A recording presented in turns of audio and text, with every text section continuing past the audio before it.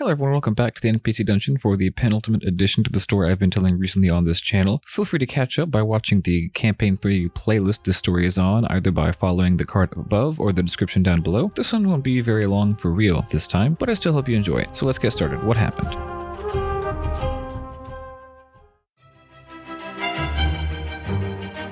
Well, for recap, which by now you probably know that I like to do, the party discovered the ancient evil that Inky's mentor, the wizard Verpero Scaltho, had warned her about that was lurking in the cave they had found themselves within. Upon finding the Drider, they were informed that she had been living there ever since Scaltho actually betrayed her and locked her there. She and Scaltho had sealed each other off from the Stone of Mortaz, which still resided in this cave system, and which the party was essential in getting to. But she claimed to not want anything to do with it. Instead, she wanted revenge on the wizard, and the party agreed to help her get it. So they headed down the path together, ready to prepare and eventually face off against the wizard himself. And this is where we begin. They traveled through the still fungal landscape, the air silent and taut with the tension of this strange company. None of them had traveled with such a companion before, but they knew they couldn't do it without her. Inky occasionally prodded with a well-placed question about the wizard, but the Drider didn't want to talk about him much at that point in time. Alice poked and prodded with an occasional joke, but when no one laughed, she quickly stopped. Subject 66 even contributed with a rare moment of quiet on his end. After all, revenge was near. And the ever-reticent Seraphina was keen and alert, as always, when she heard incoherent babbling and maddening chanting from the hall just around the corner. Whatever it was, it didn't sound good. She stopped the group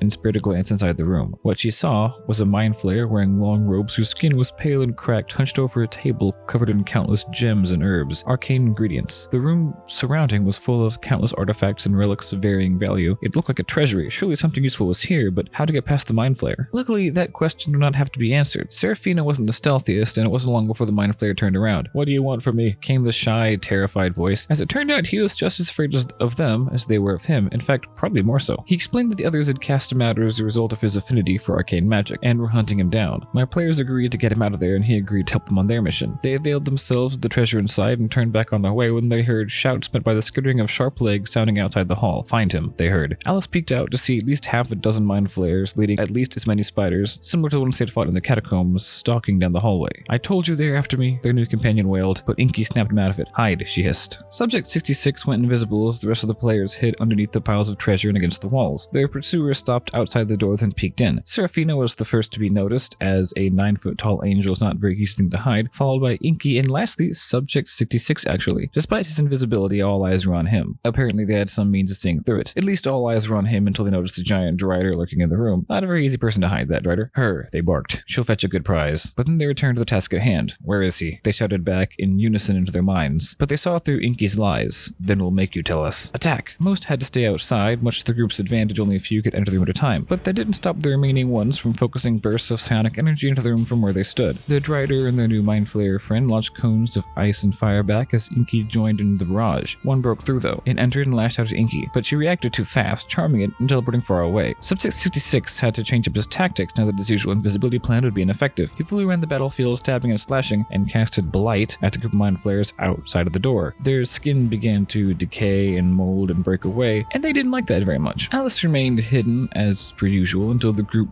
remaining looked worse for wear, staggered and worn out. She hid, slashed at one of the spiders with a blade of psionic energy of her own, hid again, and continued this tactic. And with Seraphina's help, not needing to hide, but just striking them down one after another with her giant, muscular, angelic form, it wasn't long until only Mindflayers remained. Her blades now bathed in fire, she pointed at the Mindflayers and rushed. But the rest weren't looking so good. With the party nearly out of spells and low on health, the constant mental barrage from the Mindflayers was beginning to take its toll. The new friend was the first to fall. Two Mindflayers ran over and began to drag him away before the Drider picked him up and kicked the others away with her arachnoid legs. Alice was the second to fall unconscious. A Mindflayer knelt down before her, purple tendrils spilling from their jaw and wrapping around her head. Inky panicked and pushed the Mindflayer away. Little did she know it then, but she just saved Alice's life. Her brain was seconds away from being extracted from her skull. But now Inky had this Mindflayer to deal with. She had no spells left, so she reeled her arm back and whacked the Mindflayer with her staff. To surprising effect, the Mindflayer fell over dead as her staff landed the final hit on it. In similar fashion, the rest of the group barely held on in this way as well, and soon the Mindflayer hunting party was eradicated, and the group, deciding it wasn't very wise to stay where they were at, headed off on their way. Staggering and reeling from injury and exhaustion, they finally found a decent enough place to sit down and rest. After resting and administering all the healing they could muster, they approached approached the door behind which they knew Galfo stood. They could feel him on the other side, and they opened the door and stepped through. If that last battle wasn't the fight of their lives, then this surely would be. And that's where I think I'm going to end off that one. I hope you come back next week for the final installment of the third campaign that I'm playing on this channel. It really takes some unexpected turns, and I was really happy with how it turned out. A somewhat actually rare occurrence for me. Thanks for listening this far, and I really hope that you enjoyed it. Feel free to check out this week's other video. It's all about how I take session notes as a DM, and why it's important to take session notes as a DM. And I hope you come back for next week's DM advice episode, where I talk all about taking notes as a player, and again, finish off the story of Alice, Inky, Seraphina, and Subject 66. Thanks for watching as always. Until next time, let's learn something.